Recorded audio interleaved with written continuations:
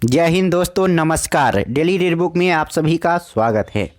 आप सभी कैसे हैं और आपकी स्टडी कैसी चल रही है, कमेंट बॉक्स में ज़रूर बताइएगा। आज हम लोग इस वीडियो में एनसीईआरटी सार संग्रह के फिजिक्स चैप्टर का अध्ययन करेंगे। पिछले वीडियो में हम लोग पेज 6 तक के अध्ययन कर चुके हैं। अब पेज 7 से लेकर और टोटल सभी पेज का अध्ययन करेंगे, यानी पूरे फिजिक्स का एक ही वीडियो में समाप्त करने का प्रयास किया जाएगा। और एक ही पेज में एक पेज में एक चैप्टर है, तो आसानी से हम लोग पढ़ पाएंगे, समझ पाएंगे। ये रिवीजन के प्रोस्पेक्टिव से बहुत ही अच्छा बुक है। तो चलिए स्टार्ट करते हैं।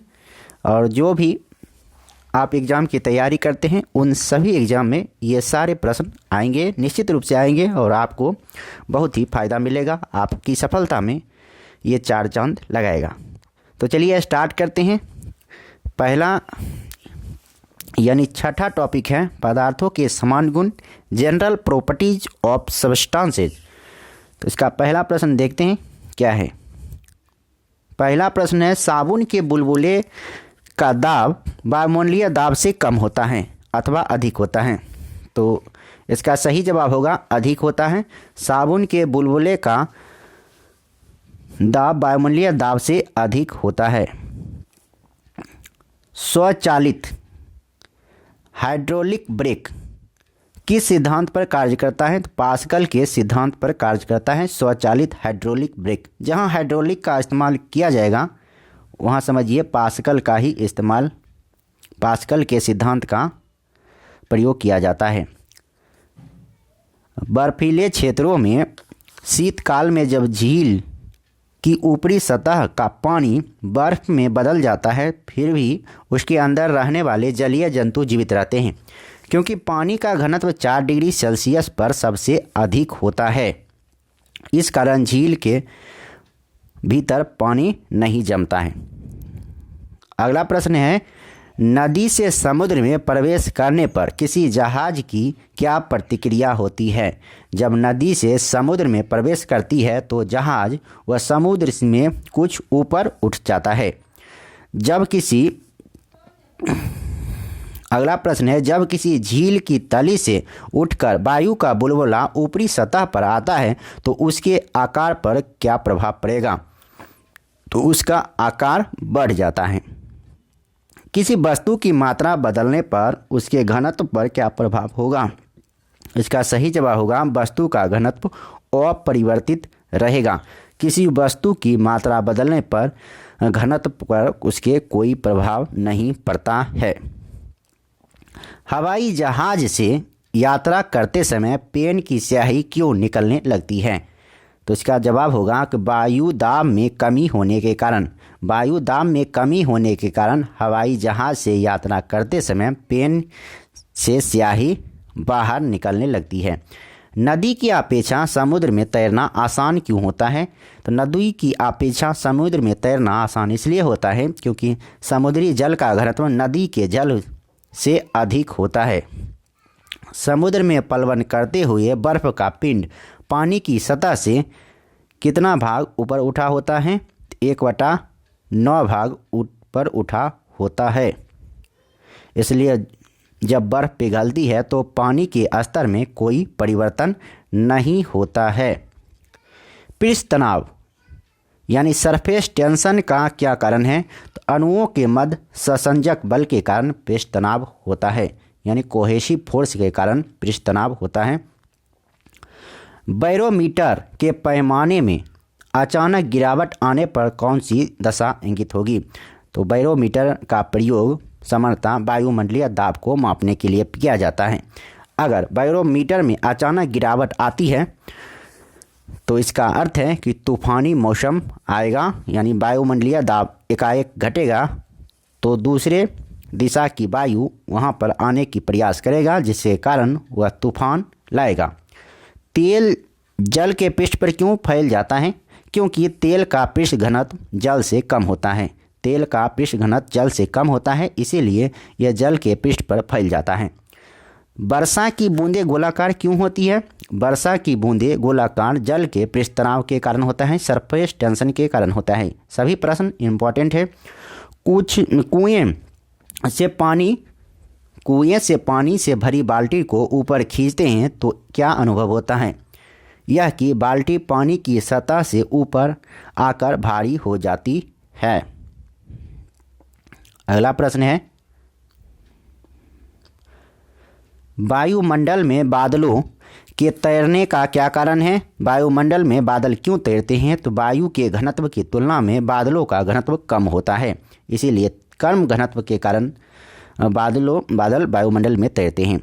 लोहे का घनत्व उसके द्वारा हटाए गए जल के आपेक्षिक घनत्व से अधिक तथा पारे के घनत्व से कम होता है, इस कारण लोहे की कील पारे में तैरती है। तो लोहे की कील पारे में क्यों तैरती है, इसे प्रश्न आता है। बहुत ही इंपॉर्टेंट प्रश्न है, क्योंकि जल के आपेक्षिक घनत्व, लोहे का घनत्व उसके द्वारा हटाए गए जल के आपेक्षिक घनत्व से अधिक तथा पारे के घनत्व से कम होता है, इसलिए इस कारण लोहे की कील पारे में तैरती है। पौधों की जड़ों से पर्ण पत्तियों की ओर जल बढ़ने का क्या कारण है? तो केशिकत्व के कारण वह ऊपर उड़ती है। स्टोव में मिट्टी के तेल का बत्ती ऊपर चढ़ने का क्या कारण है? केशिकत्व गुण के कारण मिट्टी के तेल बत्ती में ऊपर चढ़ता है। अब तक ज्ञात पदार्थों में किस पदार्थ की प्रत्यास्थता सर्वाधिक होती है? क्वार्ट्ज की प्रत्यास्थता सर्वाधिक होती है। अपमार्जक मिलाने पर जल के पृष्ठ तनाव पर क्या प्रभाव पड़ता है? अपमार्जक मिलाने पर जल के पृष्ठ तनाव पर जल का पृष्ठ तनाव घट जाता है। फाउंटेन पेन किस सिद्धांत पर कार्य करता है? केशिकत्व के सिद्धांत पर कार्य करता है। फाउंटेन पेन किस सिद्धांत पर कार्य करता है? केशिकत्व के सिद्धांत पर। समुद्र तल पर एक वायुमंडलीय दाब का मान कितना होता है? 1.013 × 10⁵ पास्कल के बराबर होता है।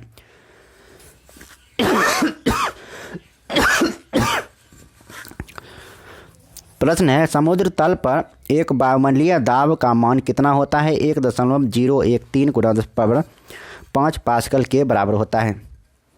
जल का आपेक्षिक घनत्व किस ताप पर सर्वाधिक होता है? 4 डिग्री सेल्सियस पर सर्वाधिक होता है जल का आपेक्षिक घनत्व। जल से भरी बाल्टी को हिलाकर छोड़ देने पर कुछ समय पश्चात जल अपने आप क्यों स्थिर हो जाता है? श्यानता के कारण स्थिर हो जाता है। धातु की शुद्धता ज्ञात करने में किस सिद्धांत का प्रयोग किया जाता है? आर्किमिडीज सिद्धांत का प्रयोग किया जाता है धातु की शुद्धता ज्ञात करने के लिए। जल से निकालने पर शेविंग ब्रश के बाल आपस में किस कारण चिपक जाते हैं? पृष्ठ तनाव के कारण चिपक जाते हैं। स्टील रबर की अपेक्षा अधिक प्रत्यास्थ क्यों होती है? स्टील के लिए अधिक विरूपक बल की आवश्यकता होती है। अगला प्रश्न है, वाहनों में स्नेहक तेल का प्रयोग क्यों किया जाता है? घर्षण कम करने के लिए वाहनों में स्नेहक तेल का उपयोग किया जाता है। आंधी आने पर टीन की छत और छप्पर उड़ जाते हैं क्योंकि उनके ऊपर का वायुदाब नीचे के वायुदाब से कम हो जाता है, इसीलिए उड़ जाते हैं। और यह किस नियम पर कार्य करता है? तो बर्नौली के सिद्धांत पर यह कार्य करता है, क्योंकि बर्नौली के सिद्धांत में कहा गया है कि जहाँ दाब कम होगा, जहाँ वेग अधिक होगा वहाँ दाब कम होता है, इस कारण से वह छप्पर उड़ जाता है। किसी वस्तु की सतह के लंबवत लगने वाले बल को क्या कहते हैं? प्रणोद कहते हैं, यानी थ्रस्ट कहते हैं। किसी वस्तु की सतह के लंबवत लगने वाले बल को थ्रस्ट या प्रणोद कहा जाता है। जल की श्यानता वायु से अधिक होने के कारण जल की तुलना में वायु में गति करना सरल है। जल की श्यानता वायु से अधिक होने के कारण जल की तुलना में वायु में गति करना सरल होता है। अब है तरंग गति एवं ध्वनि, वेव स्पीड एंड साउंड। ये नया चैप्टर है, दूसरा चैप्टर। पहला प्रश्न इसका स्टार्ट करते हैं। पहला प्रश्न है, रात्रि दृष्टि उपकरण में प्रयोग की जाने वाली तरंगे कौन सी हैं? तो यह तरंगे होती हैं अवरक्त तरंगे। दृश्य प्रकाश का तरंग दैर्घ्य कितना होता है? 390 से 750 नैनोमीटर के मध्य होता है। आंतों से संबंधित रोगों के निदान में कौन सी किरणें का प्रयोग किया जाता है? एक्स किरणों का प्रयोग किया जाता है। कीड़ों तथा क्षति पहुंचाने वाले जीवों को घरों से दूर भगाने के लिए किस तरंग का प्रयोग किया जाता है? अल्ट्रासोनिक तरंग का प्रयोग किया जाता है। समीप आती हुई रेलगाड़ी की सीटी की आवृत्ति या तीक्ष्णता बढ़ती जाती है, ऐसा किस कारण होता है? डॉपलर प्रभाव के कारण होता है। क्रिस्टल की संरचना ज्ञात करने के लिए किन किरणों का प्रयोग किया जाता है? एक्स किरणों का प्रयोग किया जाता है क्रिस्टल की संरचना ज्ञात करने के लिए। अब है प्रमुख विद्युत चुंबकीय तरंगे। एक तरफ है विद्युत चुंबकीय तरंगे, उसके खोजकर्ता और तरंगदैर्घ्य परास, ये ज़्यादा इम्पोर्टेंट नहीं है। यह आवृत्ति परास भी इम्पोर्टेंट नहीं है, जबकि ये उपयोग किस में होता है, ये ज़्यादा इम्पोर्टेंट है। तो चलिए पढ़ते हैं। पहला है गामा किरणें। गामा किरणें की खोज किसने किया था? हेनरी बैकुरल ने किया था। गामा किरणें की खोज किसने किया था? Henry Becquerel. एक्स किरणें की खोज किसने किया था? डब्ल्यू रोंटगन के द्वारा किया गया था एक्स किरणों की खोज। परावैंगनिक किरणों की खोज किसने किया था? जोहान्स रिटर ने किया था परावैंगनिक किरणों की खोज। दृश्य किरणें की खोज किसने किया था? न्यूटन। अवरक्त विकिरण के खोजकर्ता थे विलियम हर्शेल। अवरक्त विकिरण के खोजकर्ता कौन थे?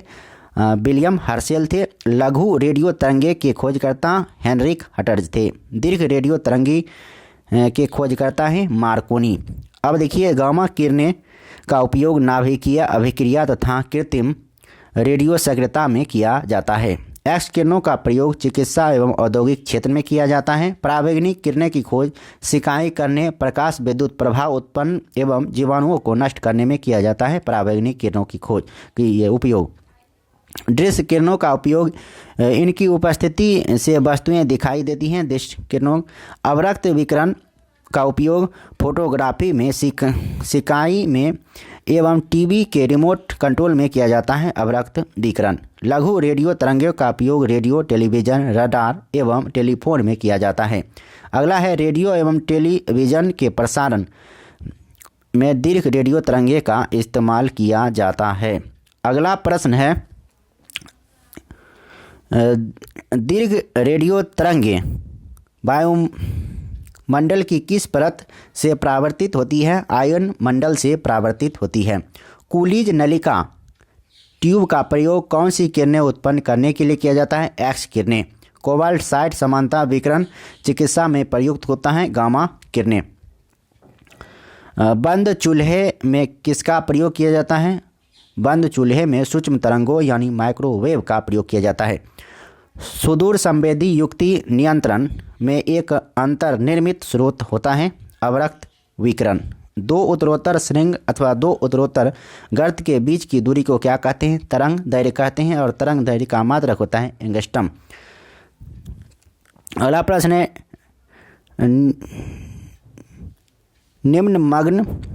निमग्न वस्तुओं का पता लगाने के लिए प्रयुक्त किए जाने वाले उपकरण को सोनार कहते हैं। निमग्न नहीं होना चाहिए, ये जलमग्न होना चाहिए। जलमग्न वस्तुओं का पता लगाने के लिए सोनार का उपयोग किया जाता है। अगला प्रश्न है इसी में, वायुमंडल में बादलों के तैरने का क्या कारण है? वायु के घनत्व की तुलना में बादलों का घनत्व कम होता है। लोहे का घनत्व उसके द्वारा हटाए गए जल के आपेक्षिक घनत्व से अधिक होते हैं, इस कारण लोहे पारे में तैरती है। पौधे की जड़ों से पर्ण पत्तियों की ओर जल चढ़ने का क्या कारण है? केशिकत्व। ये तो हो गया था, और देखिए यहाँ भागेद। अनुप्रस्थ तरंगे के उदाहरण, तरंगदैर्घ्य तरंगों के उदाहरण। देखिए, अनुप्रस्थ तरंग कौन कौन से हैं? प्रकाश तरंगे अनुप्रस्थ तरंगे हैं। भूकंपीय तरंगे में एस तरंगे एक अनुप्रस्थ तरंगे हैं। डोरी युक्त यंत्रों में उत्पन्न तरंगे जैसे सितार, गिटार, बिना अनुप्रस्थ तरंगों का इस्तेमाल होता है। ये स्थिर जल में पत्थर फेंकने पर उत्पन्न तरंगे अनुप्रस्थ तरंग का उदाहरण है। अनुदैर्घ्य तरंग का उदाहरण है ध्वनि तरंगे। भूकंपीय तरंगों में पी तरंगे अनुदैर्घ्य तरंग है। सर्पिलाकार स्प्रिंग में उत्पन्न तरंगे अनुदैर्घ्य तरंग का उदाहरण है। एक रडार शत्रु के वायुयान की उपस्थिति का पता लगाने में कौन सी विकिरण का प्रयोग किया जाता है? रेडियो तरंग का प्रयोग किया जाता है। पराबैंगनी विकिरण एक्स किरणें, सूक्ष्म किरणों व गामा किरणों को तरंगदैर्घ्य के आरोही क्रम में गामा किरणें, उसके बाद एक्स किरणें, पराबैंगनी किरणें और सूक्ष्म किरणें। नेक्स्ट है ध्वनि। अब साउंड से संबंधित प्रश्न को देखते हैं। ये साउंड चैप्टर है।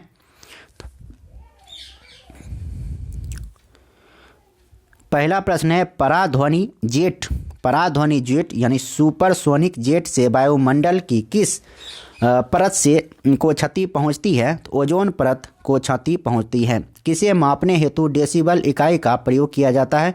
ध्वनि की तीव्रता नापने के लिए डेसिबल इकाई का प्रयोग किया जाता है। ध्वनि के स्रोत व परावर्तित सतह के मध्य न्यूनतम दूरी कितनी होनी चाहिए? तो न्यूनतम दूरी जिससे कि प्रतिध्वनि स्पष्ट रूप से सुनाई दे 16.5 मीटर, कहीं कहीं 17 मीटर भी रहता है।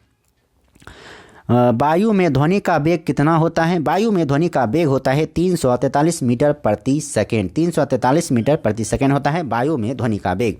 सिनेमा घरों, बड़े सभागारों आदि में ध्वनि स्रोत बंद होने के बाद कुछ देर तक ध्वनि सुनाई देती है रहती है। इसका क्या कारण है? इसका कारण है अनुरणन। चंद्रमा के धरातल पर दो व्यक्ति एक दूसरे की बात नहीं सुन सकते। इसका क्या कारण है? चंद्रमा में वायुमंडल नहीं होता है, इसी वजह से चंद्रमा के धरातल पर दो व्यक्ति एक दूसरे की बात नहीं सुन पाते हैं। क्योंकि ध्वनि के लिए माध्यम की आवश्यकता होती है, वहाँ वायुमंडल नहीं है, कोई माध्यम नहीं है, जिसके कारण वह ध्वनि नहीं सुनाई देती है। वह जय पद्धति जिसमें प्राश्रव्य ध्वनि का प्रयोग किया जाता है उसे क्या कहते हैं? सोनोग्राफी कहा जाता है। सोनोग्राफी में प्राश्रव्य ध्वनि का इस्तेमाल किया जाता है। विश्व स्वास्थ्य संगठन यानी वर्ल्ड हेल्थ ऑर्गेनाइजेशन, और इसकी स्थापना कब होती है? 1948 ईस्वी में होती है वर्ल्ड हेल्थ ऑर्गेनाइजेशन की स्थापना 7 अप्रैल 1948। इसके अनुसार 45 डेसिबल की तीव्रता वाली ध्वनि मानव के लिए सबसे उपयुक्त होती है। चमगादड़ अंधेरी रातों में उड़ सकते हैं और अपना शिकार भी कर सकते हैं। इसका क्या कारण है? इसका कारण है वे पराध्वनि तरंगे उत्पन्न करते हैं और उन्हीं के द्वारा निर्देशित होते हैं। टीवी रिमोट में किन तरंगों का प्रयोग किया जाता है? तो टीवी रिमोट में रेडियो तरंगे का प्रयोग किया जाता है। अगला प्रश्न है टेलीविजन ग्राही के दूरस्थ नियंत्रण में कौन सी विद्युत चुंबकीय विकिरण प्रयोग में लाई जाती है? तो अवरक्त विकिरण प्रयोग में लाई जाती है। जब सितार और बांसुरी पर एक ही स्वर बजाया जाए तो उनसे उत्पन्न ध्वनि का भेद ध्वनि गुणता के आधार पर किया जा सकता है। अगला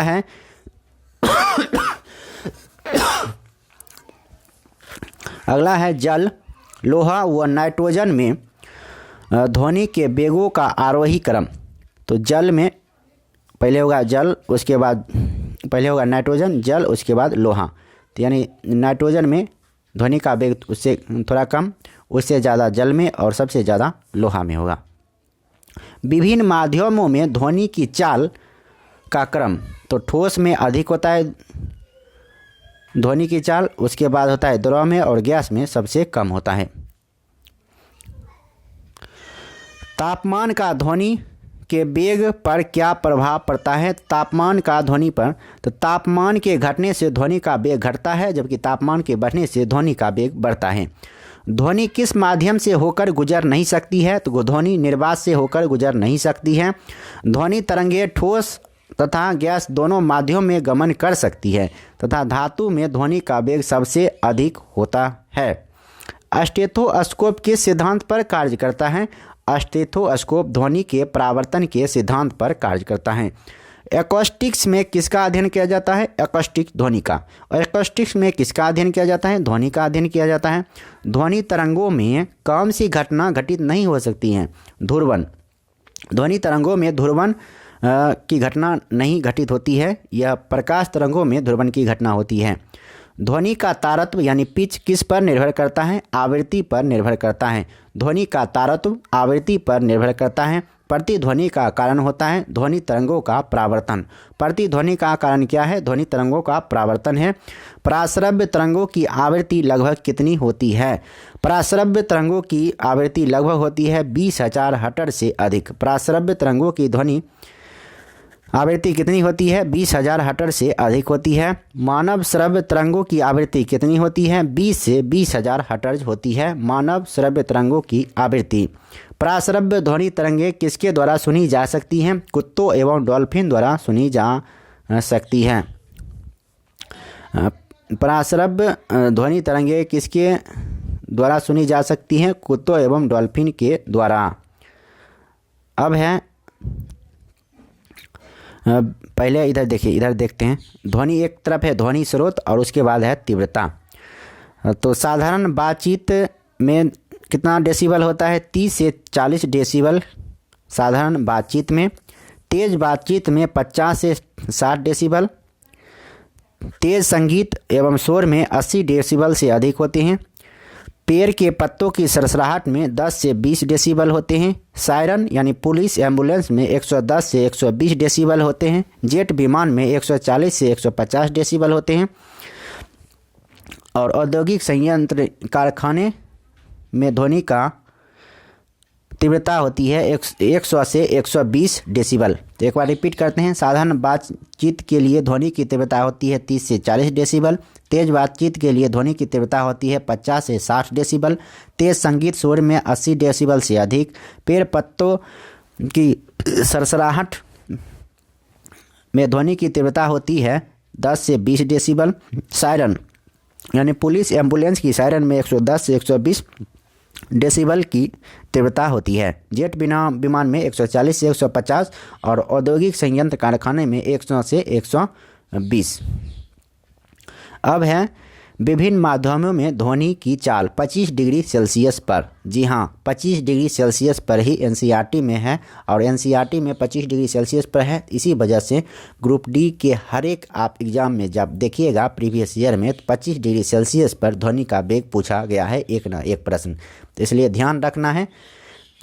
तो एल्युमिनियम में ध्वनि की चाल 25 डिग्री सेल्सियस पर सब है 6420 मीटर प्रति सेकेंड।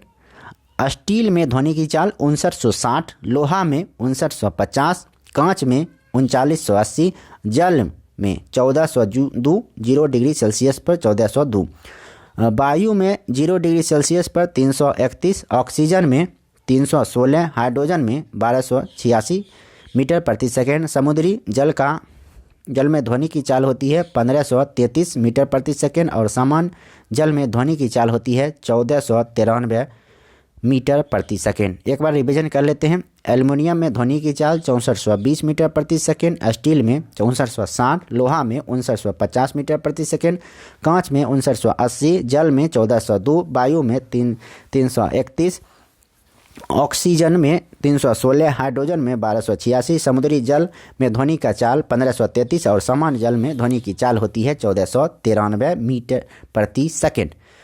अब है लास्ट प्रश्न इसका। महिलाओं की आवाज़ पुरुषों की अपेक्षा तीक्ष्ण होती है क्योंकि महिलाओं की आवाज़ का तारतम्य अधिक होता है। महिलाओं की आवाज़ का तारतम्य अधिक होता है इसीलिए। अब है ऊष्मा एवं ऊष्मागतिकी। ऊष्मा एवं ऊष्मागतिकी यानी हीट एंड थर्मोडायनेमिक्स। चलिए इससे संबंधित प्रश्न को देखते हैं।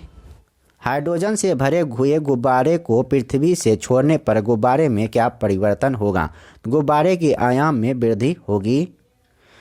तेज हवा वाली रात्रि में ओस नहीं बनने का क्या कारण है? वाष्पीकरण की दर तेज होता है, इसीलिए तेज हवा वाली रात्रि में ओस नहीं बनते हैं। कमरे में रखे रेफ्रिजरेटर का दरवाज़ा खोल देने पर कमरे के तापमान पर क्या प्रभाव पड़ेगा? कमरे का तापमान बढ़ जाएगा। वह थर्मामीटर जो 2000 डिग्री सेल्सियस मापने हेतु उपयुक्त हो उसे क्या कहा जाता है? पूर्ण विकिरण पायरोमीटर कहा जाता है। अब है तापमापन यानी मेजरमेंट ऑफ टेम्परेचर। एक तरफ है मापन हिमांक क्वथनांक बराबर भाग और एक भाग। तो देखिए फ़ारेनहाइट का हिमांक फ़ारेनहाइट में हिमांक बिंदु होता है यानी फ्रीजिंग पॉइंट, जमने का बिंदु 32 डिग्री फ़ारेनहाइट। सेल्सियस में 0 डिग्री सेल्सियस पर हिमांक बिंदु और केल्विन में 273 केल्विन। फ़ारेनहाइट में क्वथनांक बिंदु होता है 212 डिग्री फ़ारेनहाइट। सेल्सियस में बॉइलिंग पॉइंट होता है 100 डिग्री सेल्सियस और केल्विन में 373 केल्विन। फ़ारेनहाइट को 180 भागों में बांटा जाता है, सेल्सियस को 100 भागों में और केल्विन को 100 भागों में। इसका एक भाग होता है 1 डिग्री फ़ारेनहाइट, इसका एक भाग 1 डिग्री और इसका 1 केल्विन। तो देखिए यहाँ गलत लिखा है, 273 डिग्री केल्विन नहीं होता है, यहाँ डिग्री का इस्तेमाल नहीं किया जाता है, यहाँ ये गलत लिखा हुआ है, ध्यान दीजिएगा।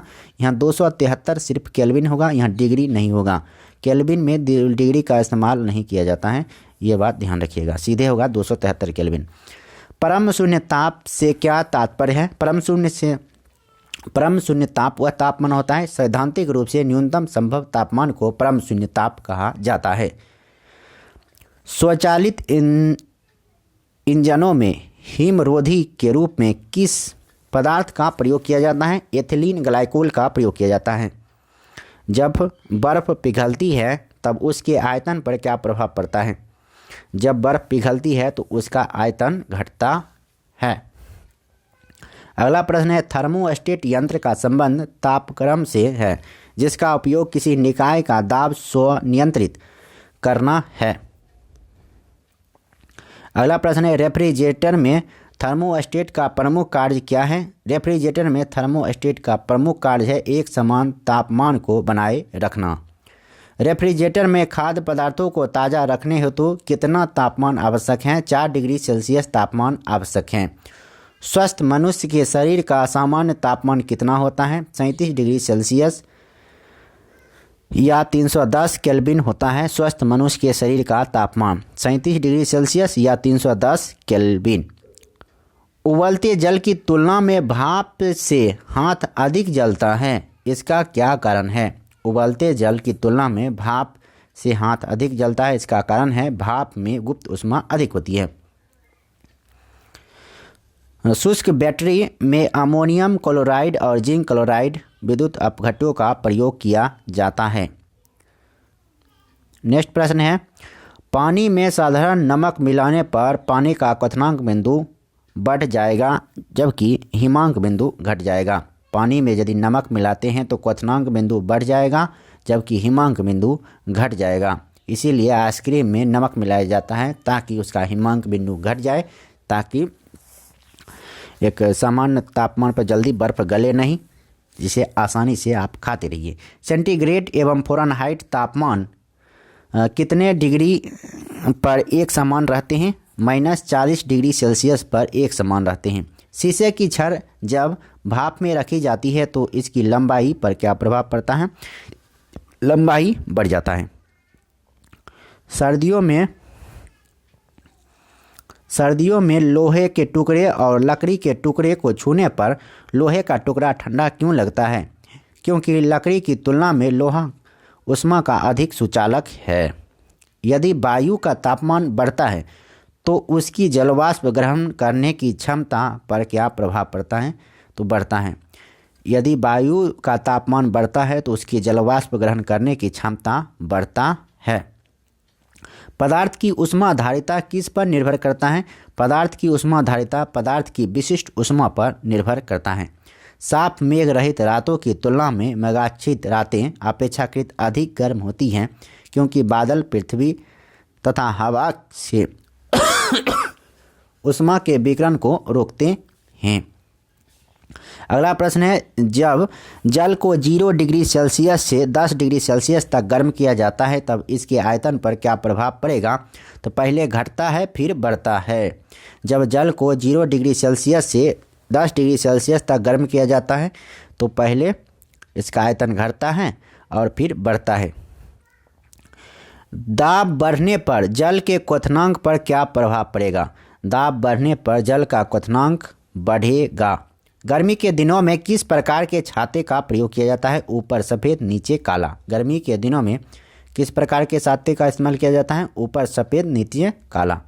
रेल की 2 पटरियाँ रेल की दो पटरियां जोड़ते समय मध्य में थोड़ा जगह क्यों छोड़ी जाती है? क्योंकि पटरियों के ऊष्मीय प्रसार के लिए स्थान रखने के लिए। प्रेशर कुकर के अंदर का उच्चतम तापमान निर्भर करता है ऊपर के छेद के क्षेत्रफल एवं उस पर रखे गए वजन पर। कमरे में लगा हुआ वातानुकूलक किसे नियंत्रित करता है? आर्द्रता एवं तापमान को नियंत्रित करता है। कमरे में लगा हुआ वातानुकूलक किसे नियंत्रित करता है? आर्द्रता एवं तापमान को नियंत्रित करता है। अगला प्रश्न है चालन के अनुप्रयोग क्या क्या अनुप्रयोग हैं? शीत ऋतु में लकड़ी व लोहे का ताप समान होने पर भी लोहे की कुर्सी अधिक ठंडी लगती है। चीनी मिट्टी के प्याले में चाय पीना धातु के प्याले में चाय पीने से अधिक आसान होता है। अब है आगे, डेजर्ट कूलर द्वारा शीतलन किस सिद्धांत के आधार पर कार्य करता है? वाष्पन शीतलन के सिद्धांत पर कार्य करता है। किस तरल की विशिष्ट ऊष्मा सर्वाधिक होती है? जल की विशिष्ट ऊष्मा सर्वाधिक होती है। पसीने की हमारे शरीर में क्या भूमिका है? यह शरीर का तापमान नियंत्रित रखने में सहायक होता है। पसीने की हमारे शरीर में क्या भूमिका है? यह शरीर का तापमान नियंत्रित रखने में सहायक है। गर्म मौसम में पंखा चलने से आराम क्यों महसूस होता है? हमारा पसीना तेजी से वाष्पीकृत होता है। मिट्टी के घरों में जल क्यों ठंडा रहता है? वाष्पीकरण के कारण। मिट्टी के घरे में जल क्यों ठंडा रहता है? वाष्पीकरण के कारण ठंडा रहता है। अगला प्रश्न है संवहन के अनुप्रयोग। विद्युत बल्ब में लगे तंतु को गलने से बचाने के लिए संवहन का प्रयोग कहाँ कहाँ होता है? संवहन का अनुप्रयोग तो विद्युत बल्ब में लगे तंतु को गलने से बचाने के लिए संवहन का इस्तेमाल किया जाता है। पृथ्वी का वायुमंडल संवहन द्वारा ही गर्म होता है। मोटर कार का रेडिएटर यानी शीतलन तंत्र भी संवहन सिद्धांत पर कार्य करता है। रेफ्रिजरेटर में फ्रीजर ऊपर की ओर लगाया जाता है संवहन के सिद्धांत के कारण। अगला प्रश्न है थर्मस बोतल में पेय पदार्थ को कुछ समय तक उसी ताप पर रखने के लिए उसकी दीवारों पर किस पदार्थ की परत लगाई जाती है? तो उसकी दीवारों पर रजत परत लगाई जाती है। प्रेशर कुकर में खाना जल्दी क्यों पक जाता है? क्योंकि अधिक दाब पर पानी कम तापक्रम पर उबलने लगता है। ऊष्मा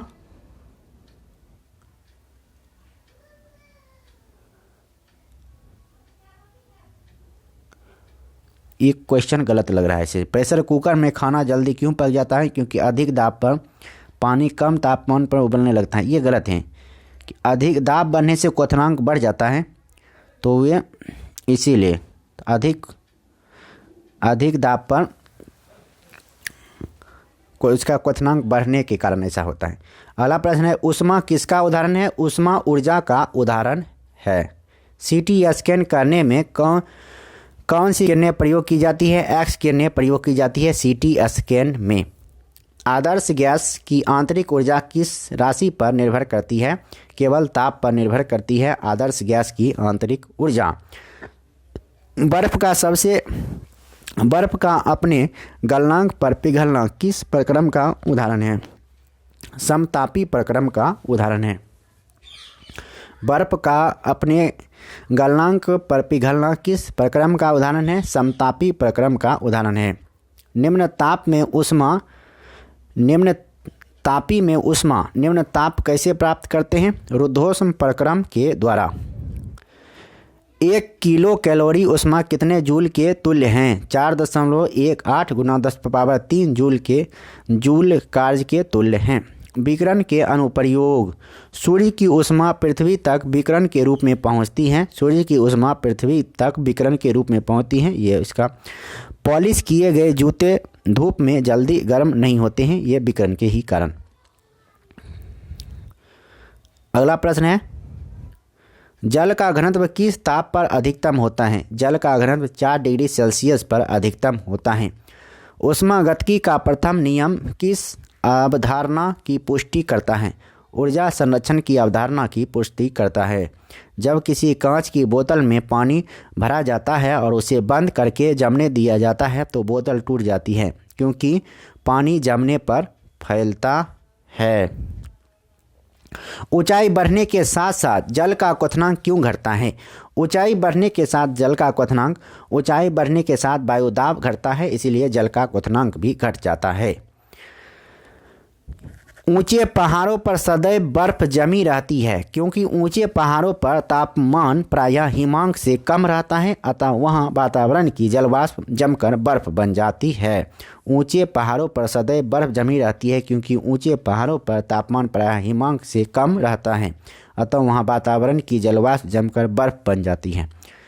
ठोस कपूर से वाष्प बनने की प्रक्रिया क्या कहते हैं? ठोस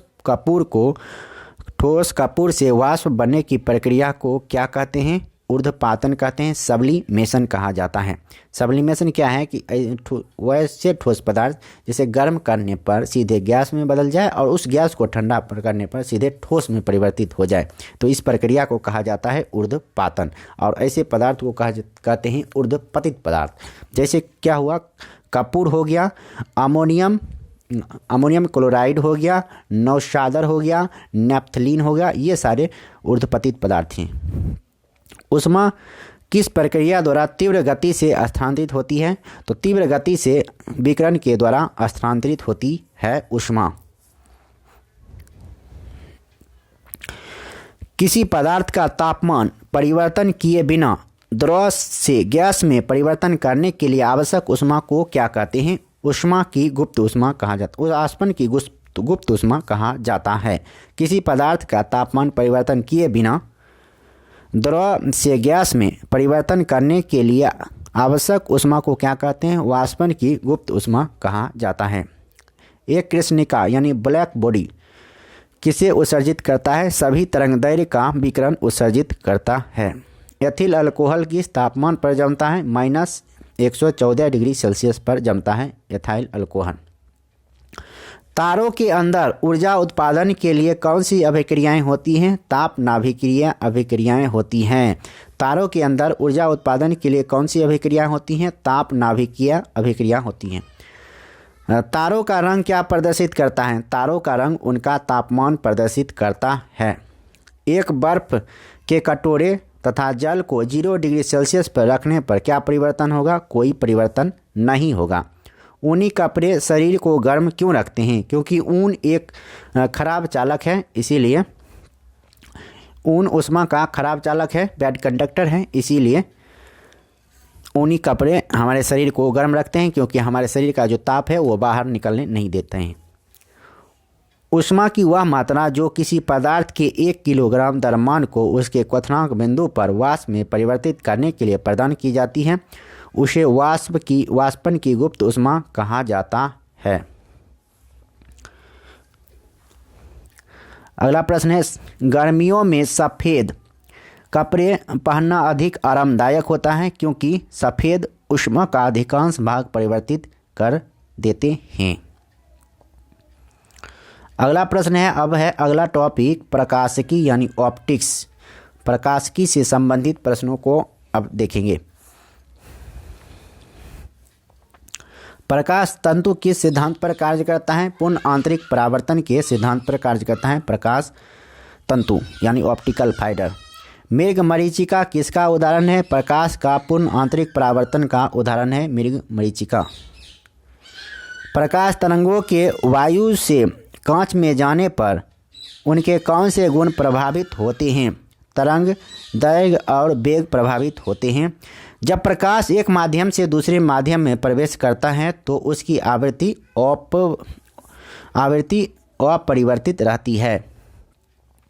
निर्वात में प्रकाश की गति कितनी होती है? 3 × 10⁸ मीटर प्रति सेकेंड। निर्वात में प्रकाश की गति 3 × 10⁸ मीटर प्रति सेकेंड होती है।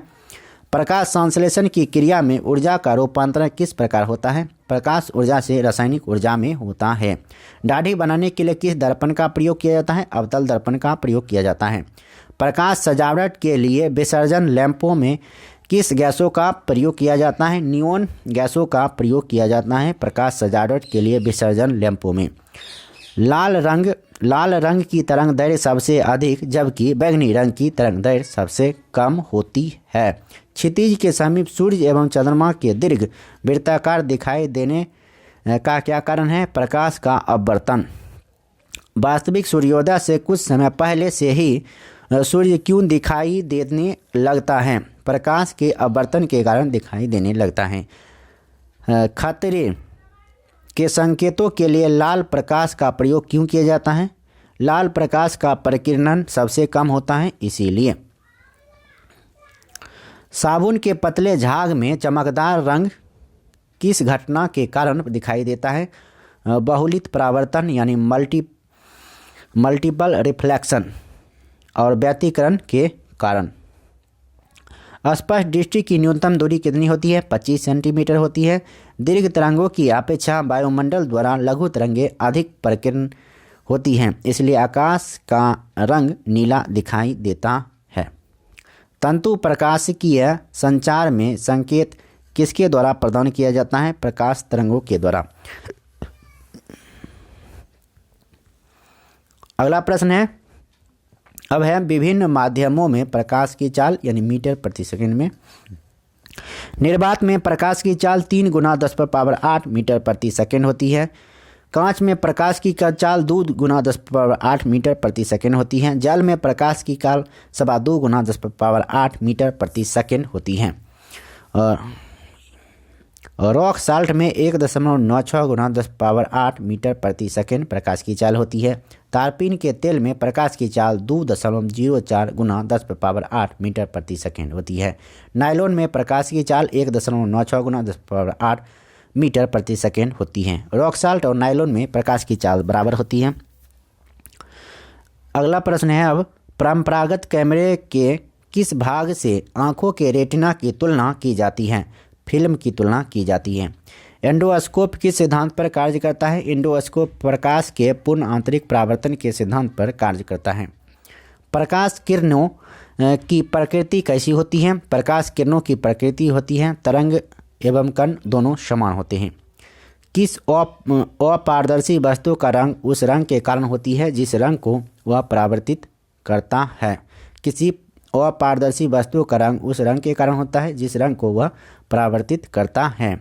हीरा उच्च अपवर्तनांक के कारण चमकता है क्योंकि हीरे का अपवर्तनांक अधिक होता है, इसलिए तराशने पर उसकी चमक बढ़ जाती है। प्रकाश की गति किस माध्यम में सबसे कम होती है? प्रकाश की गति कांच में सबसे कम होती है। अस्त होते समय सूर्य लाल रंग का क्यों दिखाई देता है? प्रकाश के प्रकीर्णन के कारण। एक इलेक्ट्रॉनिक पुंज को फास्फोरस कोटेड पर्दे पर फोकस करके प्रतिबिंबों को पर्दे पर प्रदर्शित करना क्या कहलाता है? रोस्टर स्कैन कहलाता है। दूरदृष्टि दोष निवारण के लिए किस लेंस का प्रयोग किया जाता है? उत्तल लेंस का प्रयोग किया जाता है दूरदृष्टि दोष निवारण के लिए। नीला, हरा एवं लाल 3 प्राथमिक रंगों के मिश्रण से अन्य सभी रंगों का निर्माण होता है। वस्तु के त्रिविमीय प्रतिरूप को अंकित पुनरावृत्त करने की तकनीक को क्या कहते हैं? उसके होलोग्राफी कहा जाता है। प्रकाश रंग किससे निर्धारित होता है? तरंगदैर्घ्य से निर्धारित होता है। पढ़ने में काम आने वाले दर्पण में कौन सा लेंस प्रयुक्त होता है? उत्तल लेंस प्रयुक्त होता है। यदि वायुमंडल अनुपस्थिति हो प्रकाश का प्रकीर्णन नहीं होगा और इसलिए आकाश नीला दिखेगा। अगला प्रश्न है, दूरदर्शन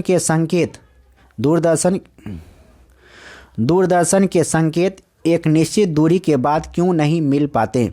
पृथ्वी की सतह वक्राकार होने के कारण। दूरदर्शन प्रसारण में श्रव्य संकेतों का प्रेषण करने के लिए किस तकनीक का प्रयोग किया जाता है? आवृत्ति मॉड्यूलन। किसी व्यक्ति का पूरा प्रतिबिंब देखने के लिए एक समतल दर्पण की न्यूनतम ऊंचाई कितनी होनी चाहिए? व्यक्ति की ऊंचाई की आधी होनी चाहिए। वाहनों की पृष्ठदृष्टि दर्पण रियर व्यू मिरर के रूप में दृश्यावलोकन के लिए उत्तल दर्पण का उपयोग किया जाता है। दृष्टि पटल पर किस प्रकार का चित्र बनता है? वस्तु से छोटा व उल्टा बनता है। किस रंग के प्रकाश की ऊर्जा सर्वाधिक होती है? नीला रंग के प्रकाश की ऊर्जा सर्वाधिक होती है। एक आँख की अपेक्षा 2 आँखों से देखना अधिक स्पष्ट होता है, इसका क्या कारण है? इससे देखी जाने वाली वस्तु की दूरी व गहराई का सही अनुमान होता है। वायुमंडल में प्रकाश के प्रकीर्णन का प्रमुख कारण क्या है? वायु में उपस्थित धूल कण है। अंतरिक्ष यात्री को आकाश का रंग कैसा दिखाई देता है? काला दिखाई देता है। निकट दृष्टि दोष को दूर करने के लिए अवतल लेंस का प्रयोग किया जाता है। लेंस की क्षमता का SI मात्रा क्या होता है? डायऑप्टर होता है। अब है विभिन्न रंगों के तरंगदैर्घ्य। बैंगनी रंग के तरंगदैर्घ्य होते हैं 3900 से 4460 एंगस्ट्रम। नीला या जामुनी का होता है 4460 से 4650। इम्पॉर्टेंट ये नहीं है, ये 6200 से 7600, ये याद रखिएगा, ये इम्पॉर्टेंट है। ऐसे तो 3900 से 7600 ऐसे याद रखना है। अगला प्रश्न है धूप के चश्मे की पावर क्षमता कितनी होती है? 0 डायोप्टर होती है। एक समतल दर्पण की वक्रता त्रिज्या कितनी होती है? अनंत होती है। प्रसारी ब्रह्मांड की संकल्पना किस सिद्धांत पर आधारित है? डॉपलर प्रभाव के सिद्धांत पर आधारित है। जल में वायु का बुलबुला किस प्रकार के लेंस की तरह व्यवहार करता है? अवतल लेंस की तरह व्यवहार करता है। खोजी बत्ती यानी सर्च लाइट में कौन सा दर्पण प्रयुक्त होता है? तो अवतल दर्पण प्रयुक्त होता है। गाड़ी के हेडलाइट में भी अवतल दर्पण का इस्तेमाल किया जाता है। नाई के जो दुकान होता है सैलून में भी अवतल दर्पण का इस्तेमाल किया जाता है। और अवतल दर्पण का इस्तेमाल एक जगह और किया जाता है, सोलर कुकर में भी अवतल दर्पण का इस्तेमाल किया जाता है। अगला प्रश्न है रमन प्रभाव का संबंध किस प्रकार की किरणों से है? रमन प्रभाव का संबंध सभी पारदर्शी माध्यम की किरणों से है। ध्वनि के पुनरुत्पादन के लिए CD व ऑडियो प्लेयर में क्या प्रयुक्त होता है? तो लेजर बीम का प्रयोग किया जाता है। अगला प्रश्न है जब दो समांतर समतल दर्पणों के मध्य कोई वस्तु रख दी जाती है तो उस पर अनंत प्रतिबिंब बनते हैं। जब लाल, नीले तथा हरे प्रकाश का पुंज एक स्थान पर पड़ता है तब प्रकाश का रंग कैसा प्रतीत होता है? सफ़ेद प्रतीत होता है। मानव आंख दृश्य प्रकाश के किस तरंगदैर्घ्य के लिए सर्वाधिक सुग्राही होती है? 5500 एंगस्ट्रम। सूर्य के प्रकाश को पृथ्वी पर पहुंचने में कितना समय लगता है? लगभग 8.5 मिनट लगता है। जब प्रकाश किसी प्रिज्म से होकर गुजरता है तब अपवर्तन के पश्चात सूर्य का प्रकाश अपने विभिन्न वर्गों में विभाजित हो जाता है। इसे प्रकाश का वर्ण विक्षेपण कहते हैं तथा प्रकाश से प्राप्त विभिन्न रंगों के समूह वर्ण क्रम या स्पेक्ट्रम कहलाता है। चंद्रमा से आने के बाद प्रकाश हम तक कितने समय में पहुंचते हैं? 1.3 सेकंड में। इंद्रधनुष के रंगों का सही क्रम है बैगनी, नीला, आसमानी, हरा, पीला, नारंगी, लाल। इसका शॉर्ट ट्रिक है बैनी आ पी नाला। इंद्रधनुष बनने के लिए वर्ण विक्षेपण, अपवर्तन, पूर्ण आंतरिक परावर्तन आदि भौतिक घटनाएं उत्तरदायी हैं। वर्ण विक्षेपण, अपवर्तन और पूर्ण आंतरिक परावर्तन। सूर्य से आने वाली प्रकाश किरणों को किस दर्पण की सहायता से एक बिंदु पर केंद्रित किया जाता है? अवतल दर्पण की सहायता से। पूर्ण सूर्य ग्रहण के समय पृथ्वी को नंगी आंखों से देखने से आंख क्षति पहुंचती है। रेटिना के जलने के लिए सूर्य की कौन सी किरणें उत्तरदायी हैं? परावैंगनी किरणें। लास्ट प्रश्न है इसका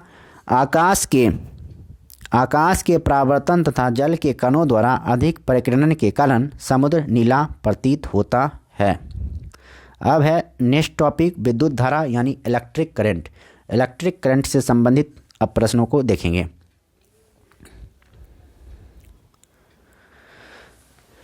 प्रश्न है हैलोजन लैंप का तंतु किस मिश्र धातु से निर्मित होता है? टंगस्टन एवं सोडियम से मिश्र निर्मित होता है। 1 किलोवाट का मान कितना होता है? 1 किलोवाट का मान होता है 3.6 गुना 10⁻6 जूल। अगला प्रश्न है जलते हुए विद्युत बल्ब के तंतु का तापमान कितना होता है? 2000 सेल्सियस से 2500 डिग्री सेल्सियस होता है। बिजली के बल्ब की तुलना में फ्लोरोसेंट ट्यूब विद्युत ऊर्जा का प्रकाश ऊर्जा में अधिक मात्रा में परिवर्तन करती है, इसलिए बिजली के बल्ब की तुलना में फ्लोरोसेंट ट्यूब का अधिक उपयोग किया जाता है। फ्यूज में प्रयुक्त होने वाले तार की क्या विशेषताएं होती हैं? उच्च प्रतिरोधक शक्ति तथा निम्न गलनांक होते हैं। विद्युत बल्ब का तंतु किस धातु से निर्मित होता है? टंगस्टन से निर्मित होता है। स्टोरेज बैटरी को चार्ज करने हेतु किस धारा की आवश्यकता होती है? दिश धारा की आवश्यकता होती है। डायनेमो बिजली उत्पादन हेतु प्रयोग में लाया जाता है। यह ऊर्जा के किस प्रकार संबंधित है? यह यांत्रिक ऊर्जा को विद्युत ऊर्जा में परिवर्तित करती है। कम वोल्टेज पर कार्य करने पर विद्युत मोटर जल जाते हैं क्योंकि वे अधिक विद्युत धारा खींचते हैं जो वोल्टेज के प्रतिलोमापाती होती है। टरबाइन व डायनेमो से बिजली को प्राप्त करने में ऊर्जा के किस रूप को विद्युत ऊर्जा में परिवर्तित किया जाता है? यांत्रिक ऊर्जा। घर में सुरक्षित विद्युत सप्लाई के लिए उपयोग में लाए जाने वाले फ्यूज तार निम्न गलनांक वाली धातुओं से निर्मित होती हैं। ट्रांसफार्मर किसके लिए प्रयुक्त होते हैं? विद्युत धारा के वोल्टेज को नियंत्रित करने के लिए प्रयुक्त होते हैं। प्रतिवर्ती धारा को दिश धारा में परिवर्तित करने वाले यंत्र को क्या कहते हैं? रेक्टिफायर कहते हैं। विद्युत बल्ब के भीतर कौन सी गैस भरी जाती है? आर्गन गैस भरी जाती है। अगला प्रश्न है, मानव शरीर में विद्युत प्रतिरोध कितना होता है? 10⁻6 ओम होता है मानव शरीर में विद्युत प्रतिरोध। सामान्य ट्यूबलाइट में कौन सी गैस भरी होती है? आर्गन के साथ पारावाष्प। प्रतिदीप्त बल्ब में कौन सी गैस भरी होती है? मरकरी और नियोन भरी होती है। विद्युत चालकता की दृष्टि से सर्वाधिक सुचालक धातु कौन सी है? चांदी है। पृथ्वी के विभव को शून्य माना जाता है क्योंकि पृथ्वी से कोई आवेश लेने या देने पर इसके विभव में कोई परिवर्तन नहीं होता है। आर प्रतिरोध वाले एक तार को पिघलाकर उसकी आधी लंबाई के तार में ढाला जाता है तो तार का नया प्रतिरोध क्या होगा? R/4 होगा। विद्युत आवेश को भंडारित करने के लिए किस उपकरण का प्रयोग किया जाता है? संधारित्र यानी कैपेसिटर का प्रयोग किया जाता है। विभव क्या निर्धारित करता है? आवेश प्रवाह की दिशा निर्धारित करता है विभव। किसी चालक तार के प्रतिरोध पर तापमान बढ़ाने से क्या प्रभाव पड़ता है? चालक का प्रतिरोध बढ़ता है। श्वेत प्रकाश को नली में कैसे उत्पन्न किया जाता है? तंतु को गर्म करके। विद्युत ऊर्जा को यांत्रिक ऊर्जा में परिवर्तित करने वाली युक्ति कौन सी है? विद्युत मोटर। विद्युत चुम्बकीय प्रेरण पर आधारित युक्ति के दो उदाहरण कौन हैं? डायनेमो एवं विद्युत मोटर हैं। प्रतिवर्ती धारा एवं विभवांतर को मापने के लिए क्रमशः आमीटर एवं वोल्टमीटर का प्रयोग किया जाता है। अतिचालक का प्रतिरोध कितना होता है? लगभग 0 होता है। त्वरित चालक बनाने के लिए किस धातु का प्रयोग किया जाता है? तांबा का प्रयोग किया जाता है। अंतिम प्रश्न है, विद्युत धारा में समान आवेश एक दूसरे को प्रतिकर्षित जबकि विपरीत आवेश एक दूसरे को आकर्षित करते हैं। अब है चालकता यानी कंडक्टिविटी। कंडक्टिविटी से संबंधित प्रश्नों को फिर देखते हैं। पहला प्रश्न है, सिलिकॉन, कार्बन एवं जर्मेनियम किसके उदाहरण हैं? अर्धचालक के उदाहरण हैं। अर्धचालक की चालकता किस ताप पर अधिकतम होती है? शून्य तापमान पर अधिकतम होती है। परम शून्य तापमान पर अर्धचालकों में विद्युत प्रतिरोध कितना होता है? अनंत होता है। ऐसे पदार्थ जिनसे होकर विद्युत आवेश का प्रवाह सरलता से नहीं होता है क्या कहलाते हैं? अचालक कहलाते हैं। अब है चालक पदार्थों के उदाहरण और अचालक पदार्थों के उदाहरण। तो चालक पदार्थ में धातु आ जाते हैं। धातु में लोहा, चांदी, तांबा, इस्पात, ये सब। अशुद्ध जल, पृथ्वी, वायु और ग्रेफाइट ये सभी चालक के उदाहरण हैं। जबकि अचालक में रबर, लकड़ी, शुद्ध जल, कांच, चीनी मिट्टी, कागज, मोम, रुई, रेशम, प्लास्टिक, एबोनाइट, चमड़ा इत्यादि ये सभी अचालक के उदाहरण हैं। अगला प्रश्न है, अति चालकता के क्या लक्षण होते हैं? अति चालकता यानी सुपर कंडक्टिविटी के लक्षण होते हैं शून्य पारगम्यता। नव अभिकृत उच्च ताप अतिचालक कौन सा है? सिरेमिक ऑक्साइड है। ट्रांजिस्टर बनाने के लिए सर्वाधिक प्रयुक्त पदार्थ कौन सी है? सिलिकॉन है। अर्धचालक में अशुद्धियाँ मिश्रित करने की प्रक्रिया क्या कहलाती है? डोपिंग कहलाती है। डायोड का प्रयोग किस लिए होता है? डायोड का प्रयोग एसी वोल्टेज को डीसी वोल्टेज में परिवर्तित करने के लिए होता है। डायोड का प्रयोग। चालक से संबंधित मुख्य तत्व। चालक की लंबाई में वृद्धि होने पर उसकी प्रतिरोधकता भी बढ़ जाती है। चालक का प्रतिरोध पदार्थ की प्रकृति पर निर्भर करता है। चालक की अनुप्रस्थ काट के क्षेत्रफल जितना अधिक होगा उसका प्रतिरोध उतना कम होगा। चालक के ताप में वृद्धि होने से उसके प्रतिरोध और प्रतिरोधकता में परिवर्तन होता है। धातुओं में तापीय वृद्धि से उनके प्रतिरोध एवं प्रतिरोधकता में वृद्धि होती है। अगला प्रश्न है चुंबकीय आकर्षण शक्ति कहाँ सर्वाधिक होती है?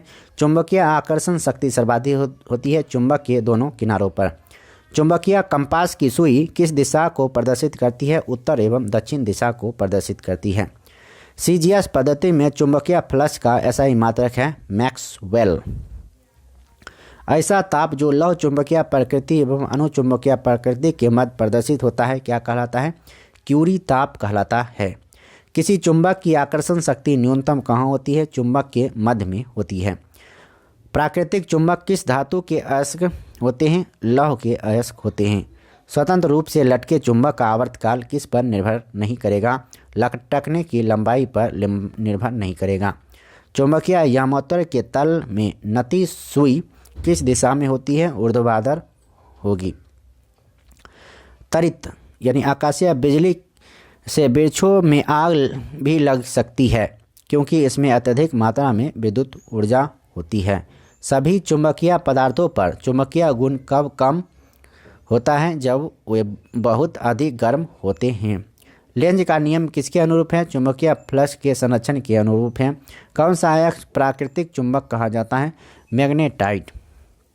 अगला प्रश्न है जब दंड चुंबक को लंबाई में 2 बराबर भागों में बांट दिया जाता है तो प्रत्येक टुकड़ा एक स्वतंत्र चुंबक की तरह व्यवहार करेगा।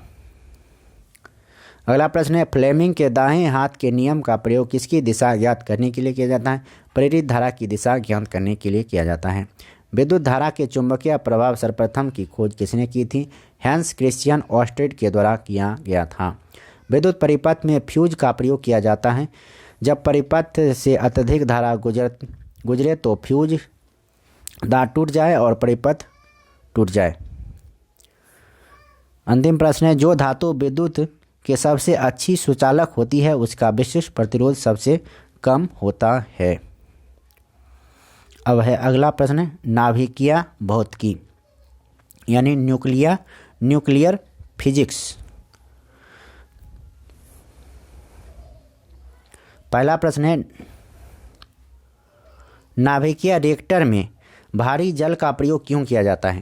तो नाभिकीय रिएक्टर में भारी जल का प्रयोग न्यूट्रॉन की गति को कम करने के लिए किया जाता है। ट्रांस यूरेनियम तत्वों का संश्लेषण किसके द्वारा किया जाता है? ग्लेन टी सीबोर्ग के द्वारा किया जाता है। सबसे अधिक ऊर्जा किस प्रकार के विकिरण में होती है? एक्स विकिरण में होती है। पॉजिट्रॉन की खोज किसने की थी? CD एंडरसन ने किया था पॉजिट्रॉन की खोज।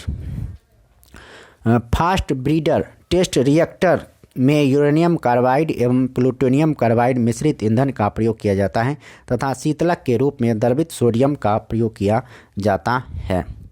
अगला प्रश्न है तारों में अक्षय ऊर्जा होने का क्या कारण है? तारों में अक्षय ऊर्जा होने का कारण है हाइड्रोजन का हीलियम में परिवर्तन होना। अक्षय ऊर्जा का कारण यही है। भारत में किस रेडियोधर्मी तत्व का सर्वाधिक भंडारण है? प्लूटोनियम। भारत में किस रेडियोधर्मी तत्व का सर्वाधिक भंडारण है? प्लूटोनियम का सर्वाधिक भंडारण है। हाइड्रोजन बम किस सिद्धांत पर कार्य करता है? हाइड्रोजन बम अनियंत्रित नाभिकीय संलयन अभिक्रिया के सिद्धांत पर कार्य करता है। विद्युत उत्पादन के लिए किस धातु का प्रयोग किया जाता है? विद्युत उत्पादन के लिए यूरेनियम धातु का प्रयोग किया जाता है। रेडियोधर्मी पदार्थ कौन से कण उत्सर्जित करते हैं? रेडियोधर्मी पदार्थ अल्फा, बीटा एवं गामा कण उत्सर्जित करते हैं। सूर्य नाभिकीय संलयन के द्वारा अपनी ऊर्जा का निर्माण करता है। रेडियो सक्रिय तत्वों के उपयोग अधिक उपज देने वाले बीजों के विकास में, खाद्यान्नों के विकिरण प्रसंस्करण में, मांस उत्पादों, फलों और सब्जियों के संरक्षण में, कैंसर के उपचार में, भूमिगत पाइपों में रिसाव का पता लगाने में रेडियो सक्रिय तत्वों का इस्तेमाल किया जाता है। नाभिकीय रिएक्टर में मंदक के रूप में किस पदार्थ का प्रयोग किया जाता है? तो ग्रेफाइट या भारी जल का प्रयोग किया जाता है। मेसॉन की खोज किसने की थी? मेसॉन की खोज युकावा के द्वारा किया गया था, हिडेकी युकावा। ब्रीडर रिएक्टर से क्या तात्पर्य है? ऐसा रिएक्टर जो विखंडित होने वाले पदार्थों को विखंडन की मात्रा से अधिक उत्पन्न करता है। अगला प्रश्न है, कोबाल्ट 60 का प्रयोग विकिरण चिकित्सा में क्यों किया जाता है? कोबाल्ट 60 का प्रयोग विकिरण चिकित्सा में इसलिए किया जाता है, गामा किरणों के कारण किया जाता है। भारत में कौन सा नाभिकीय ईंधन सर्वाधिक पाया जाता है? थोरियम। भारत में कौन सा ईंधन सर्वाधिक पाया जाता है? थोरियम। भारत में अणु बम विकास किसने किया था? डॉक्टर रजा रमन्ना। भारत में अणु बम का विकास किसने किया था? डॉक्टर रजा रमन्ना के द्वारा किया गया था। परमाणु रिएक्टर का प्रयोग कहाँ किया जाता है? आणविक भट्टी में किया जाता है परमाणु रिएक्टर का प्रयोग। साइक्लोट्रॉन को त्वरित करने वाला अणु कौन सा है? प्रोटॉन है। साइक्लोट्रॉन को त्वरित करने वाला अणु कौन सा है? प्रोटॉन है। कौन सा तत्व परमाणु ईंधन की श्रेणी में नहीं आता है? कैडमियम। भारत का प्रथम परमाणु संयंत्र कौन सा है? तारापुर, जो कि महाराष्ट्र में है। परमाणु बम नाभिकीय विखंडन के सिद्धांत पर आधारित है। इसके विपरीत हाइड्रोजन बम नाभिकीय संलयन के सिद्धांत पर आधारित है। भारत का कौन सा परमाणु संयंत्र भूकंपीय पेटी में स्थित है? नरौरा। चतुर्थ, भूकंपीय पेटी बुलंदशहर उत्तर प्रदेश में है। वर्ष 1938 में नाभिकीय विखंडन की खोज किसने की थी? ओटो हॉर्न एवं फ्रिट्ज स्ट्रॉमेन ने। भारत में स्थापित प्रमुख परमाणु ऊर्जा केंद्र तारापुर कौन से हैं? तो तारापुर महाराष्ट्र में 1400, रावत भाटा राजस्थान 1080, कलपक्कम तमिलनाडु में है, नरौरा उत्तर प्रदेश में, काकरापार गुजरात में है, कैगा कर्नाटक में है, कुडनकुलम तमिलनाडु में है और ट्रॉम्बे महाराष्ट्र में है। ये बहुत इंपॉर्टेंट। भारत में स्थापित प्रमुख परमाणु ऊर्जा केंद्र कहाँ कहाँ है? तो तारापुर है महाराष्ट्र में, रावत भाटा है राजस्थान में, कलपक्कम है तमिलनाडु में, नरौरा है उत्तर प्रदेश, काकरापार है गुजरात में, कैगा कर्नाटक, कुडनकुलम तमिलनाडु और ट्रॉम्बे महाराष्ट्र में है। वर्ष 1942 में पहले परमाणु रिएक्टर का निर्माण एनरिको फर्मी ने किया था। अब है नेक्स्ट विविध यानी फिजिक्स चैप्टर का लास्टवा टॉपिक है विविध यानी मेसलेनियस से संबंधित जो प्रश्न बनते हैं इस टॉपिक में, इस चैप्टर में, उन सारे प्रश्नों को आज फिर से देखते हैं। चलिए, पहला प्रश्न है, यदि लोलक की घड़ी की लंबाई 4 गुनी हो जाए तो उसके आवर्तकाल पर क्या प्रभाव पड़ेगा? तो आवर्तकाल दुगना हो जाएगा। रॉकेट किस सिद्धांत पर कार्य करता है? संवेग संरक्षण के सिद्धांत पर कार्य करता है। एक अंतरिक्ष यात्री पृथ्वी तल की तुलना में चंद्रमा पर अधिक ऊंची छलांग लगा सकता है क्योंकि चंद्रमा पर गुरुत्वाकर्षण बल पृथ्वी की तुलना में कम यानी 1/6 होता है। शुष्क बैटरी सेल में कौन सी ऊर्जा पाई जाती है? रासायनिक ऊर्जा पाई जाती है। बोलोमीटर का प्रयोग किसे मापने के लिए किया जाता है? बोलोमीटर का प्रयोग तापमान मापने के लिए किया जाता है। 20 हर्ट्ज से कम और 20,000 हर्ट्ज से अधिक आवृत्ति की ध्वनियों को मनुष्य द्वारा नहीं सुनाया जा सकता है। जल का हिमांक कितना है? जल का हिमांक 0 डिग्री सेल्सियस है।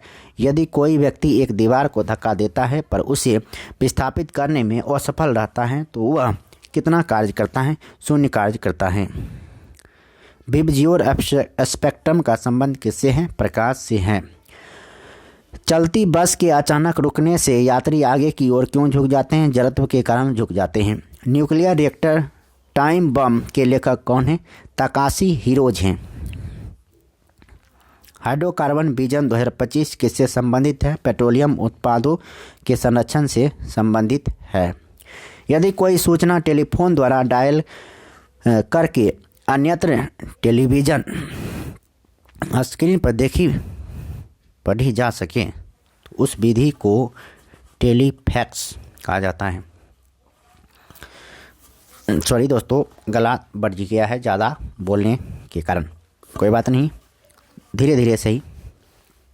आज तो इसको कंप्लीट करके ही छोड़ेंगे। चलिए अगला प्रश्न है, फ़ारेनहाइट पैमाने में शुद्ध जल का क्वथनांक कितना होता है? फ़ारेनहाइट पैमाने में शुद्ध जल का क्वथनांक होता है 212 डिग्री सेल्सियस। थर्मोकपल थर्मामीटर किस सिद्धांत पर कार्य करता है? सीबेक सिद्धांत पर कार्य करता है। अगला प्रश्न है, प्लास्टिक का गलनांक कितना होता है? 47 डिग्री सेल्सियस। अत्यधिक शीत ऋतु में पहाड़ों पर पानी पाइपलाइनें क्यों फट जाती है? पाइप में पानी जमने पर पानी का आयतन बढ़ने के कारण। एक समतल दर्पण पर आपतित किरण 60 डिग्री का कोण बनाती है, तो परावर्तन कोण कितना होगा? 60 डिग्री होगा। इलेक्ट्रॉन को उनकी कक्षा में बांधे रखने वाले बल को क्या कहते हैं? विद्युत बल कहा जाता है। कलाई घड़ी प्रदर्शन युक्तियों तथा पॉकेट कैलकुलेटर के द्रव क्रिस्टलों का प्रयोग किया जाता है। जो पदार्थ विद्युत धारा को प्रभावित नहीं होने देते हैं वे क्या कहलाते हैं? विद्युत रोधी कहलाते हैं। किसी पदार्थ की सापेक्ष विद्युतशीलता सदैव कितनी होती है? -1 होती है। किसी कांच की छड़ को रेशम से रगड़ा जाता है तो छड़ पर कौन सा आवेश उत्पन्न होगा? धन आवेश उत्पन्न होगा। एक सूर्य जैसे किसी तारे को नाभिकीय ईंधन लगभग समाप्त होता है तो वह श्वेत बौने में परिवर्तित हो जाता है। इस स्थिति में उसके केंद्रीय भाग का तापमान अत्यधिक बढ़ जाता है 1,00,000 केल्विन तथा अधिकांश बाह्य पदार्थ तारे से पृथक हो जाते हैं। घर्षण एवं असंनेहक के अध्ययन को क्या कहते हैं? ट्राइबोलॉजी कहते हैं। राष्ट्रीय भौतिक प्रयोगशाला कहाँ स्थित है? नई दिल्ली में स्थित है। लेजर का पूर्ण रूप क्या है? Light amplification by stimulated emission of radiation. विश्व की सबसे ऊंचाई पर स्थित दूरबीन वेधशाला कहाँ स्थित है? अटकामा पेरू में स्थित है। चंद्रा एक्सरे दूरबीन का नाम किस वैज्ञानिक के सम्मान में रखा है? सुब्रमण्यम चंद्रशेखर। परमाणु रिएक्टर में न्यूट्रॉनों के मंदन हेतु भारी जल व ग्रेफाइट का उपयोग किया जाता है, ड्यूटेरियम ऑक्साइड। अगला प्रश्न है, Tata institute of fundamental research की स्थापना कहाँ की गई? मुंबई में की गई। Tata institute of fundamental research. अंतरिक्ष में जाने वाला प्रथम व्यक्ति कौन था? यूरी गगारिन रूसी यात्री था जो कि 1961 में गया था। विश्व की प्रथम महिला अंतरिक्ष यात्री का नाम क्या है? वैलेंटीना तेरेस्कोवा है। रूसी अंतरिक्ष यात्री थी जो कि 1963 में गई थी। GIF का पूर्ण रूप क्या है? Graphical interchange format. लेजर द्वारा कैसा विकिरण उत्पन्न होता है? उद्दीप्त विकिरण। लेजर द्वारा उद्दीप्त विकिरण उत्पन्न होता है। भारत के संपूर्ण ऊर्जा उत्पादन में नाभिकीय ऊर्जा का प्रतिशत कितना है? 3% है। वायु का विशिष्ट ताप किस वायुमंडलीय गुण के बढ़ने के साथ बढ़ता है? दाब। भारहीनता की अवस्था में एक मोमबत्ती की ज्वाला का आकार कैसा होगा? गोलाकार होगा। दाब बढ़ने पर बर्फ के गलनांक पर क्या प्रभाव पड़ता है? गलनांक घटता है। पृष्ठीय क्षेत्रफल घटने पर पृष्ठ का कार्यरत दाब क्या प्रभाव पड़ेगा? दाब बढ़ जाएगा। 20,000 हर्ट्ज से अधिक आवृत्ति की ध्वनि क्या कहलाती है? अल्ट्रासोनिक कहलाती है। गैस में उत्पन्न ध्वनि तरंग किस प्रकार की होती हैं? अनुदैर्घ्य तरंग होती है। अगला प्रश्न, डॉपलर प्रभाव किससे संबंधित है? ध्वनि से संबंधित है। प्रकाश तरंग की आवृत्ति प्रकाश तरंग की गति की तुलना में रेडियो तरंग की गति कितनी होती है? दोनों की गति एक समान होती है। किसी माध्यम में ताप बढ़ने पर प्रकाश का वेग अपरिवर्तित रहता है। सूर्य के प्रकाश में उपस्थित परावैंगनिक किरणें कौन अवशोषित करता है? ओजोन परत अवशोषित करता है। अगला प्रश्न क्या है, कौन सा है? जब वायु की गति बढ़ जाती है तो दाब पर क्या प्रभाव पड़ता है? दाब घट जाता है। दंत चिकित्सक किस दर्पण का प्रयोग करते हैं? अवतल दर्पण का प्रयोग करते हैं। प्रकाश, रेडियो तरंगें तथा एक्स किरणों किस प्रकार के विकिरण है? विद्युत चुंबकीय विकिरण है। प्रकाश का कणिका सिद्धांत किसने दिया था? न्यूटन ने दिया था। Indian institute of naturopathy and यौगिक साइंस की स्थापना बेंगलुरु में की गई है। समतल दर्पण द्वारा कैसा प्रतिबिंब बनता है? आभासी प्रतिबिंब बनता है। प्रिज्म द्वारा किस रंग का विचलन सर्वाधिक होता है? बैंगनी रंग का विचलन सर्वाधिक होता है। एक सरल दूरदर्शी कम से कम कितने उत्तल लेंसों से बनाया जा सकता है? 2 उत्तल लेंसों से बनाया जा सकता है। लाल कमल का फूल हरे प्रकाश में देखने पर कैसा दिखाई देगा? काला दिखाई देगा। चुंबकीय सुई किस दिशा की ओर संकेत करती है? उत्तर दिशा की ओर संकेत करती है। युद्धक विमान अधिक ऊंचाइयों पर क्यों उड़ते हैं? रडार संसूचक से बचाव हेतु उड़ते हैं। शीशे के रजतन के लिए कौन सा यौगिक प्रयुक्त होता है? Silver nitrate. यदि वायुमंडल नहीं होता तो पृथ्वी से आकाश काले रंग का दिखाई देता। हीटर के तार किस धातु के बने होते हैं? नाइक्रोम के बने होते हैं। हवा में तैरते हुए श्वसनीय सूक्ष्म कणों का आकार कितना होता है? 5 माइक्रोन से कम होता है। भारत में प्रथम भारी जल संयंत्र कहाँ स्थापित किया गया? नांगल, पंजाब में। टेप रिकॉर्डर की टेप किस पदार्थ से लेपित होती है? फेरोमैग्नेटिक चूर्ण से लेपित होती है। नेक्स्ट प्रश्न है, वायुमंडल में उपस्थित बादलों की गति की दिशा मापने हेतु नेफोस्कोप यंत्र का प्रयोग किया जाता है। अगला प्रश्न है, घड़ी में स्फटिक क्रिस्टल किस सिद्धांत पर कार्य करता है? दाब विद्युत प्रभाव पर कार्य करता है। स्वचालित कलाई घड़ियों में ऊर्जा हाथ के विभिन्न संचालनों से प्राप्त होती है। कृत्रिम उपग्रह पृथ्वी से स्पष्ट रूप से क्यों ट्रैक किया जा सकता है? डॉपलर प्रभाव के द्वारा। हवाओं में किस प्रकार की ऊर्जा होती है? गतिज ऊर्जा होती है। सड़क पर चलने की अपेक्षा बर्फ पर चलना कठिन क्यों होता है? बर्फ में सड़क की अपेक्षा घर्षण कम होता है। चुंबकीय अनुनाद बिंबीकरण किस सिद्धांत पर आधारित है? नाभिकीय चुंबकीय अनुनाद। भारत में मीट्रिक प्रणाली किस वर्ष प्रारंभ की गई? वर्ष 1957 में। ऊष्मा के स्थानांतरण का क्या कारण है? तापांतर है। तापांतर के कारण ऊष्मा स्थानांतरित होती है। कौन सा रंग सौर विकिरण का सबसे अच्छा अवशोषक होता है? काला रंग। डीजल इंजन में कितने स्पार्क प्लग लगे होते हैं? एक भी नहीं लगे होते हैं। प्रथम ताप वह प्रथम विद्युत कौन सा है जहां सभी प्रकार की आणविक गति बंद होती है? परम शून्य ताप।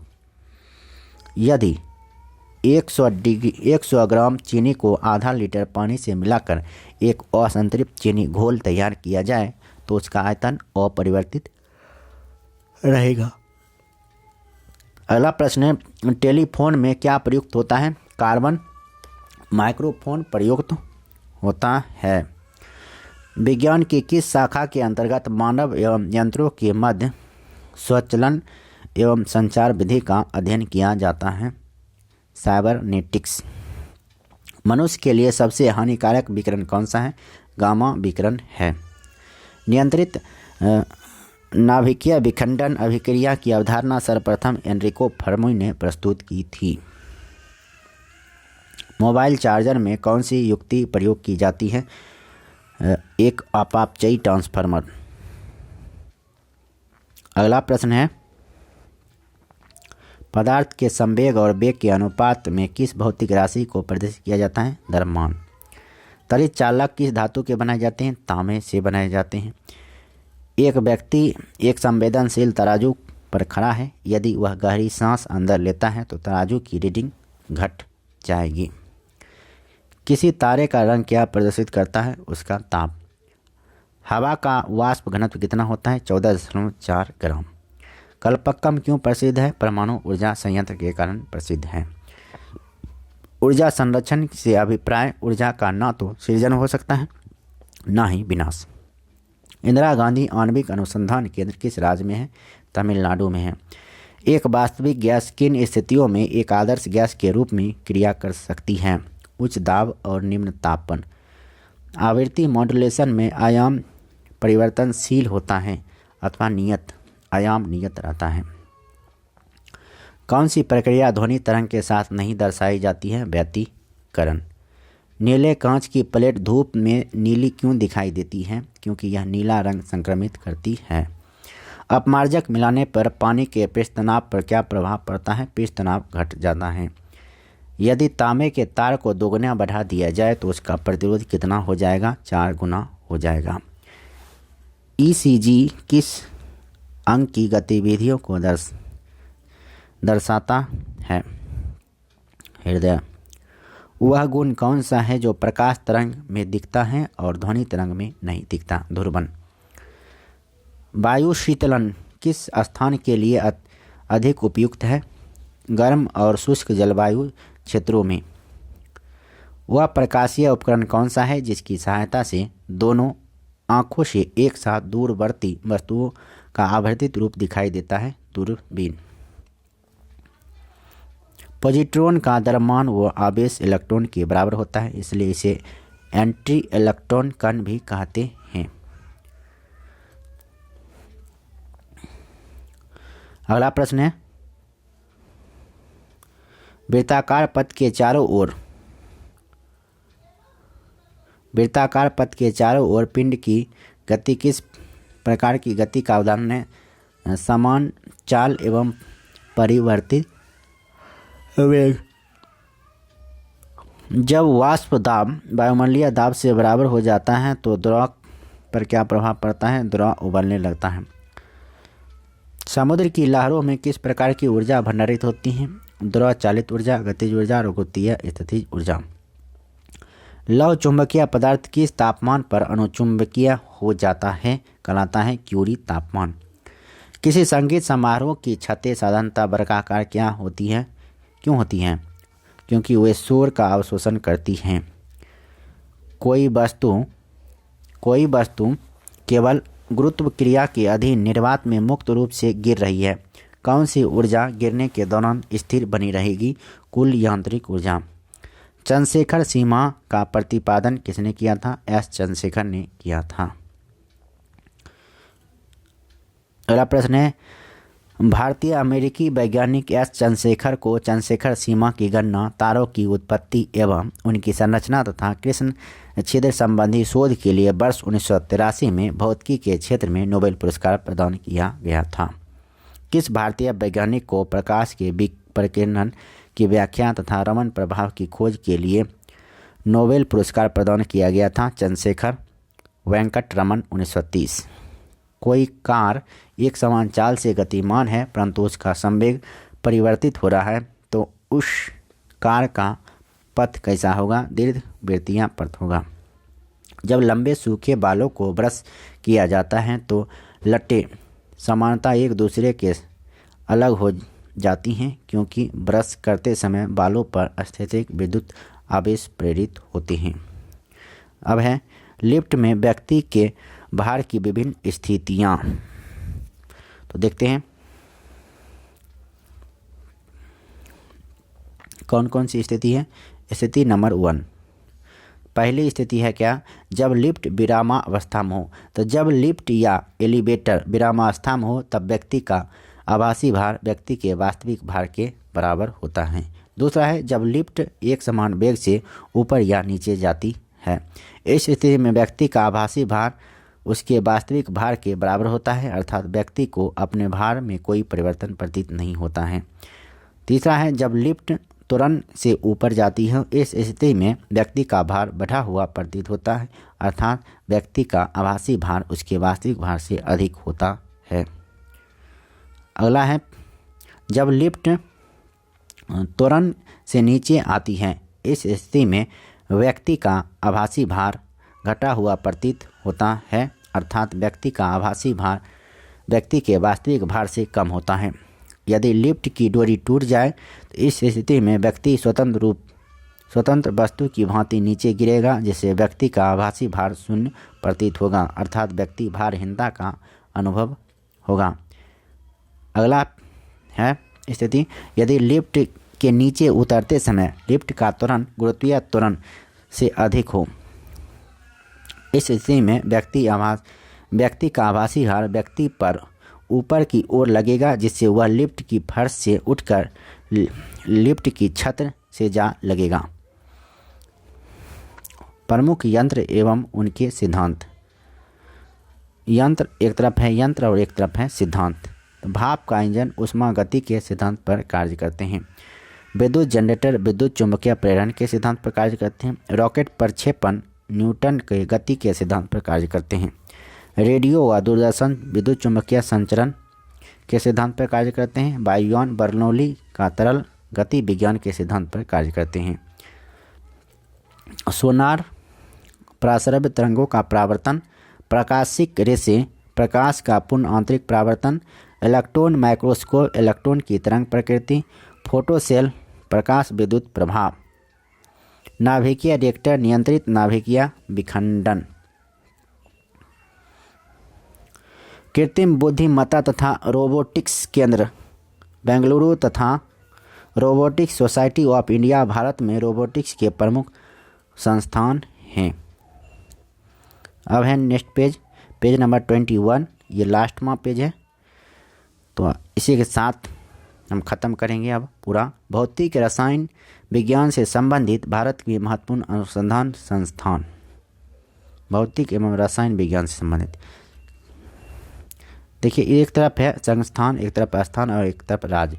तो एक तरफ संस्थान और स्थान के बारे में बोलेंगे, राज्य तो आपको मालूम ही होगा। राष्ट्रीय भौतिक प्रयोगशाला कहाँ है? नई दिल्ली में है। भारतीय तकनीकी अनुसंधान संस्थान है लखनऊ में। भारतीय सर्वेक्षण विभाग है देहरादून में। भारतीय पेट्रोलियम संस्थान है देहरादून में। भारतीय मौसम विज्ञान व अनुसंधान संस्थान है नई दिल्ली में। भारतीय राष्ट्रीय राजमार्ग प्राधिकरण है नई दिल्ली में। अगला है केंद्रीय ईंधन अनुसंधान संस्थान है जादूगोरा में। राष्ट्रीय धातु विज्ञान प्रयोगशाला है जमशेदपुर में। Tata institute of fundamental research है मुंबई में। इंडियन इंस्टीट्यूट ऑफ जियोमैग्नेटिज्म है मुंबई में। इंडियन सिक्योरिटी प्रेस है नासिक में। राष्ट्रीय रासायनिक प्रयोगशाला है पुणे में। भारतीय उष्ण मौसम विज्ञान संस्थान है पुणे में। भारतीय मौसम वेधशाला है पुणे में। अगला है केंद्रीय यांत्रिक इंजीनियरिंग अनुसंधान संस्थान है दुर्गापुर में। केंद्रीय विद्युत यांत्रिक अनुसंधान संस्थान है कराईकुड़ी में। केंद्रीय नमक एवं समुद्री रसायन संस्थान है भावनगर में। भारत इलेक्ट्रॉनिक्स लिमिटेड है बेंगलुरु में। राष्ट्रीय वैमानिकी प्रयोगशाला है बेंगलुरु में। रमन अनुसंधान संस्थान है बेंगलुरु में। राष्ट्रीय समुद्र विज्ञान संस्थान है पणजी में। अब है ऊर्जा रूपांतरण के परम व्यवहारिक उपयोग। एक तरफ है युक्ति, एक तरफ है रूपांतरण। विद्युत हीटर विद्युत ऊर्जा को ऊष्मीय ऊर्जा में परिवर्तित करता है। लाउड स्पीकर विद्युत ऊर्जा को ध्वनि ऊर्जा में। डायनेमो यांत्रिक ऊर्जा को विद्युत ऊर्जा में। कार की बैटरी रासायनिक ऊर्जा को विद्युत ऊर्जा में। फेंके गए पत्थर की ऊर्जा पेशीय ऊर्जा से गतिज ऊर्जा में। वाष्प इंजन ऊष्मीय ऊर्जा को गतिज ऊर्जा में। जलता हुआ कोयला रासायनिक ऊर्जा को ऊष्मीय ऊर्जा में। विद्युत सेल रासायनिक ऊर्जा को विद्युत ऊर्जा में। विद्युत अपघटन विद्युत ऊर्जा को रासायनिक ऊर्जा में। अब है आगे विद्युत बल्ब विद्युत ऊर्जा को ऊष्मीय ऊर्जा में परिवर्तित करता है। बिजली का पंखा विद्युत ऊर्जा को यांत्रिक ऊर्जा में परिवर्तित करता है। टरबाइन यांत्रिक ऊर्जा को विद्युत ऊर्जा में। पवन चक्की यांत्रिक ऊर्जा को विद्युत ऊर्जा में। विद्युत चुंबक विद्युत ऊर्जा को चुंबकीय ऊर्जा में परिवर्तित करता है। परमाणु बम रासायनिक ऊर्जा को नाभिकीय ऊर्जा में परिवर्तित करता है। माइक्रोफोन विद्युत ऊर्जा को ध्वनि ऊर्जा में। सितार यांत्रिक ऊर्जा को ध्वनि ऊर्जा में। मोमबत्ती रासायनिक ऊर्जा को ऊष्मीय ऊर्जा में। विद्युत जनित्र यह क्या हो गया?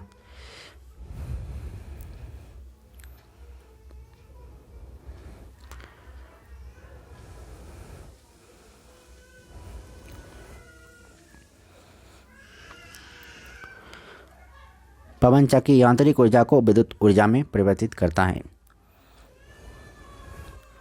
परमाणु बम रासायनिक ऊर्जा को नाभिकीय ऊर्जा में परिवर्तित करता है।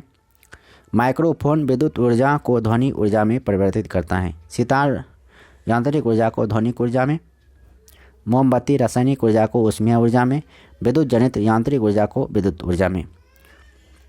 अंतिम प्रश्न है, वायुमंडलीय दाब को मापने एवं सतह ग्राफ पर चित्रित करने वाला यंत्र बैरोग्राफ कहलाता है। तो इसी के साथ वीडियो समाप्त करते हैं। ये पूरे चैप्टर समाप्त हो गया है। फिजिक्स को पूरा कर दिए हैं। अब आपको 1 से 2 बार पढ़िए, समझिए और उसके बाद एग्ज़ाम में आपको अच्छा क्वेश्चन मिलेगा तो अच्छी तरह से आप बना पाइएगा। तो फिर मिलते हैं नेक्स्ट चैप्टर के साथ, नेक्स्ट सब्जेक्ट के साथ नेक्स्ट वीडियो में। तब तक के लिए नमस्कार, जय हिंद। वीडियो अच्छा लगा तो लाइक कीजिए, अगर चैनल पर नए हैं तो सब्सक्राइब निश्चित रूप से कीजिए। फिर मिलते हैं नेक्स्ट वीडियो में। धन्यवाद, नमस्कार, जय हिंद।